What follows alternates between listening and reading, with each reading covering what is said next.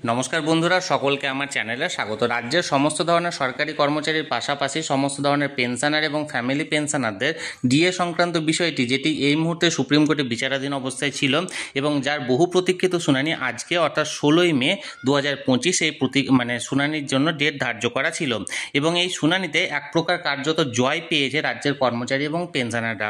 অর্থাৎ একটি অত্যন্ত ভালো এবং সুখবর বেরিয়ে এসেছে রাজ্যের সমস্ত ধরনের কর্মচারী এবং পেনশনারদের জন্য ডিএ মামলা থেকে। কি সেই সুখবর, সুখবরে কি কি বলা হয়েছে, সকল কিছু আজকের ভিডিওতে বিস্তারিতভাবে আলোচনা করব। বলা যেতে পারে এ যাবৎকালে সবথেকে ভালো সুখবর এটি, তাই অবশ্যই প্রথম থেকে শেষ পর্যন্ত ভিডিওটি ধৈর্য সহকারে দেখবেন এবং ভালো লেগে থাকলে অবশ্যই একটি লাইক করবেন এবং সকলের সঙ্গে শেয়ার করবেন। আর সেই সাথে এই চ্যানেলে যদি প্রথমবার হয়ে থাকেন এই রকমের ইনফরমেটিভ ভিডিও আরও দেখার জন্য যারা এখনও পর্যন্ত এই চ্যানেলটিকে সাবস্ক্রাইব করেননি তারা অবশ্যই চ্যানেলটিকে সাবস্ক্রাইব করে নিতে ভুলবেন না। তাহলে চলুন আমরা বিস্তারিত জেনে নিই।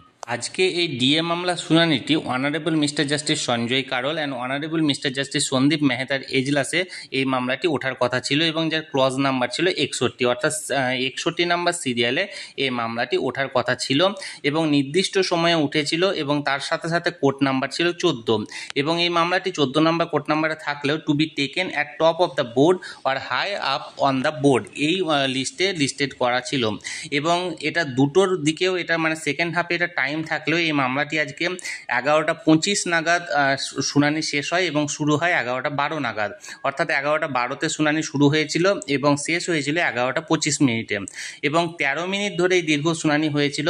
এই দীর্ঘ শুনানিতে রাজ্যের যে সমস্ত আইনজীবীরা নিযুক্ত ছিলেন প্রায় সকলেই এই মামলাতে উপস্থিত ছিলেন, কেউ অনলাইনে ছিলেন, কেউ ফিজিক্যালি ছিলেন এবং এর আগের দিন আমরা বলেছিলাম যে 50% ডিআরএস অ্যালাউন্স মিটিয়ে দেওয়ার কথা তুলেছিলেন যে সমস্ত বিচারপতিরা, সেই 50% ডিআরএস অ্যালাউন্স মিটিয়ে দেওয়ার নিয়েই শুরু করেছিলেন আজকের এই হিয়ারিংটি এবং রাজ্যের তরফ থেকে যে সমস্ত আইনজীবীরা নিযুক্ত ছিলেন তারা এই 50% ডিআরএস অ্যালাউন্স মেটাতে হলে রাজ্যের উপর একটি প্রভূত আর্থিক চাপ হবে, অর্থাৎ আর্থিক বোঝা চাপবে, অর্থাৎ ফাইন্যান্সিয়াল বার্ডেন হবে এবং এই যুক্তিতে তারা বলেন যে 10% পর্যন্ত ডিআরএস অ্যালাউন্স মেটানো যেতে পারে। এরপর কার্যত একটি দর কষাকষি চলে এবং 25% ডিআরএস অ্যালাউন্সে বলা যেতে পারে এটি ফায়সালা হয় এবং রাজ্যকে নির্দেশ দেওয়া হয়, এক প্রকার নির্দেশই বলা যেতে পারে সুপ্রিম কোর্টের বিচারপতিদের তরফ থেকে, যে আগামী 4 সপ্তাহের মধ্যে 25% ডিআরএস অ্যালাউন্স রাজ্যকে মিটিয়ে দিতে হবে রাজ্যের সমস্ত সরকারি কর্মচারীদেরকে। এবং পরবর্তী যে শুনানি সেটি গ্রীষ্মাবকাশের পরে অর্থাৎ জুলাই বা আগস্ট মাসের দিকে পরবর্তী শুনানি দেওয়ার কথা বলা হয়। অর্থাৎ এক কথায় বলতে গেলে এটি এক প্রকার কার্যত জয় রাজ্যের সমস্ত ধরনের কর্মচারী এবং সমস্ত ধরনের পেনশনারদের, কারণ যে ডিএ মামলাটি প্রায় 17-18 বার শুনানির পরেও এই মামলাটি শুনানির জন্য হচ্ছিল না, সেটা লাস্ট এই দুটো যে হিয়ারিং সেই হিয়ারিংয়ে অনেকটাই পরিষ্কার হয় এবং বিচারপতিদের তরফ থেকে একটি পজিটিভ বার্তা আসে এবং অন্ততপক্ষে 25% ডিআরএস অ্যালাউন্স দেওয়ার একটা নির্দেশ বলা যেতে পারে, নির্দেশই দেওয়া হয়েছে।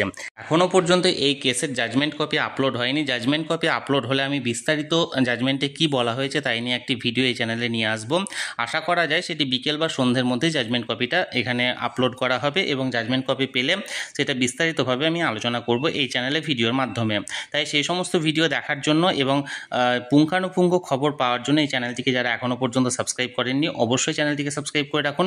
আর এই ভিডিওটি ভালো লেগে থাকলে অবশ্যই একটি লাইক করুন এবং সকলের সঙ্গে শেয়ার করুন আর অবশ্যই চ্যানেলটিকে সাবস্ক্রাইব করে রাখুন। ধন্যবাদ, দেখা হচ্ছে পরের ভিডিওতে।